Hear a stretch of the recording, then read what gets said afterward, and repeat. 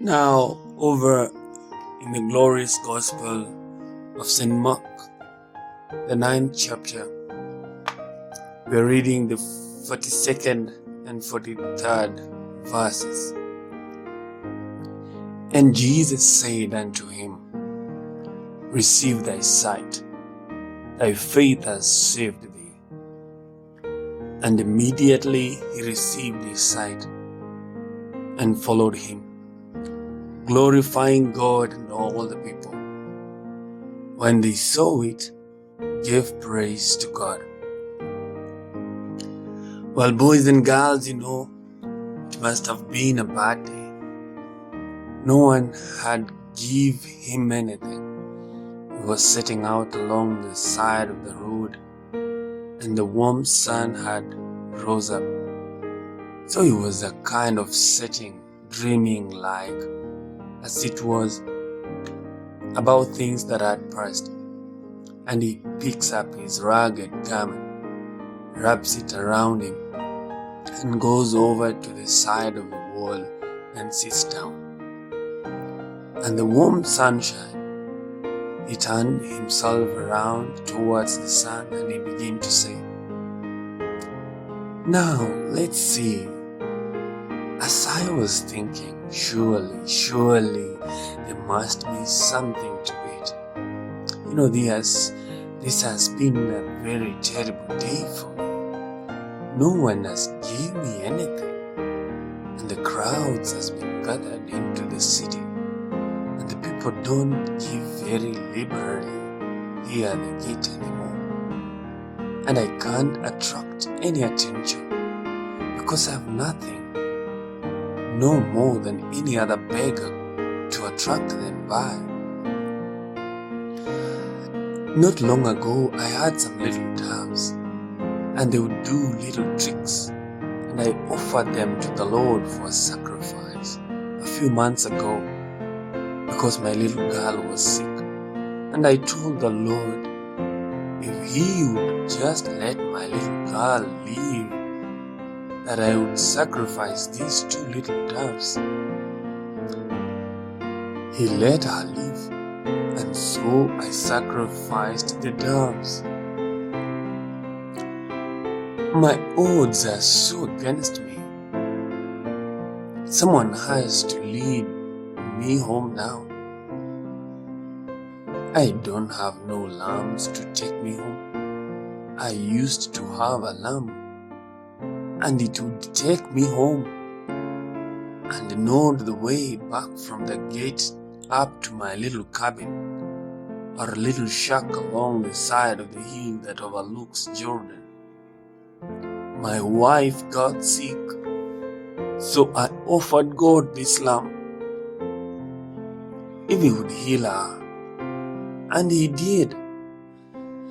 And I'll never forget what the priest said to me when I was going into the temple. He said, Bartimaeus, you can't offer that lamb. That lamb is your eyes. I'll never forget just how it struck me. I said, well, but God will provide another lamp for Bartimaeus' eyes. And he sat there, grouped up, and the sun has passed around a little bit, and he kinda got in the shadows and pulled back out in the sun and gathered up his ragged garment, sat down in another place, and thought he would continue his dreaming, thinking. Boys and girls, sometimes you sit down to think of it. You think about these school days. You think about the things that have happened in your life. This was the same way this blind beggar was doing on this day.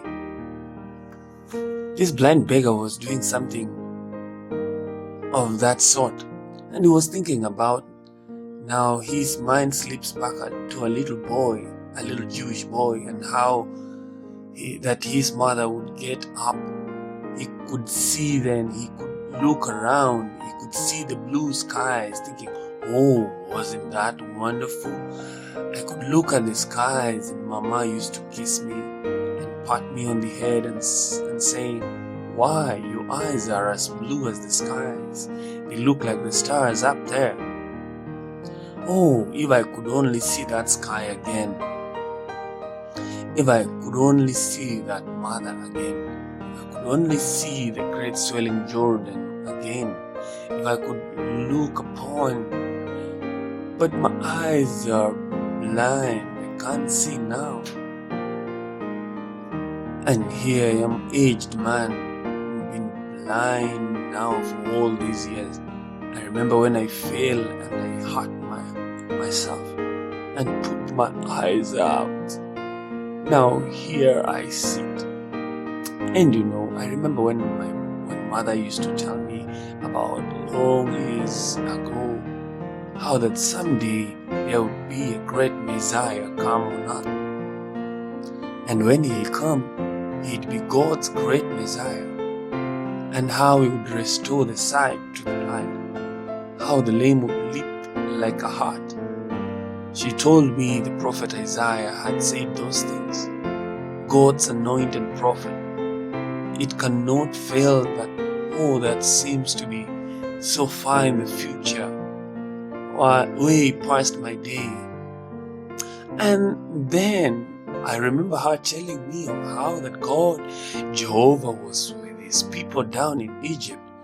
How that they went down there because Abraham, the prophet, had said they would be down in there for 400 years. How God would bring them out, and great Jehovah God stood for his people. How he beat down the enemy, and how he opened the Red Sea, and he healed them when they were sick in the wilderness.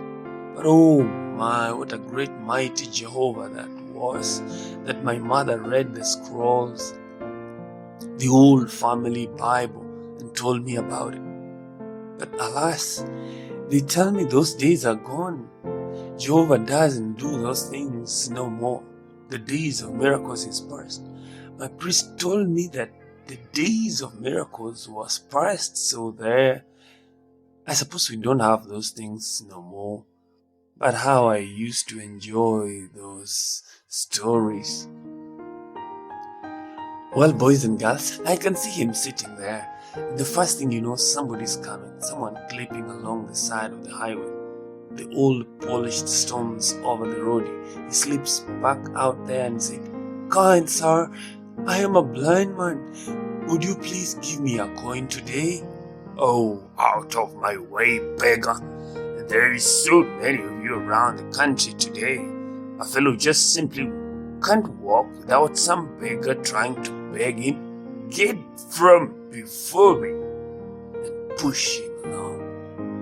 Well, he finds his way back, blindly hits the wall and gets down in the corner. But his little old ragged coat over him again and sits there. And the wind kind of blows a little and he shivered, pulled around by the other side so the sun would hit him, as the direct rays of the searing sun would catch him. And he sits there, he sits back again. Yes, that's true. I haven't got a coin today. But there's something strange in my heart today. I feel very strangely. I don't know why. I'm thinking about these things. But I can just imagine hearing my mother read those stories of the Bible. I'm sitting right now. Just think that it hasn't been too long ago that right down those same old polished cobblestones laying out there, not 50 yards of where I'm sitting, the great prophet Elijah and Elisha come arm in arm, walking towards the Jordan. Oh, if I could have only been sitting there then, what would I have done? I'd have been more of a pest than a Shunammite woman was. I would have fell before Elisha and then said, oh great prophet of God, ask Jehovah, just ask him. That's all I want you to, and I'll have my sight. If I could have only sat here when everything is priced and so far in the future. Children, many times human beings think that. But if God is God, He's just as great one time as He is the other. He doesn't fail, He's just the same. He can't be great one time and not great the other. He's got to be great at all times. In order to be God, He has to be great. He has to act, as I've said many times, on every case like He acted on the first case. If He didn't, He did wrong the way He acted. If He healed people in the Old Testament and won't heal them in the New Testament, the same as He did in the Old Testament, and won't heal them today as He did them, then there's something wrong with God. We are growing. I've said, and we've been more cultured all the time. Human race are becoming more civilized and so forth, until we get to a certain spot on this tree of knowledge, and then the thing swings back again. It's always done it. But boys and girls, God was perfect to begin with, and He's been perfect all along, and He will always be perfect. Amen. Boys and girls, keep listening to our podcasts. In our next podcast next week, we shall continue with a story about blind Bartimaeus. This story has been extracted from the message Blind Bartimaeus, preached in 1956, April the 7th. God bless you all.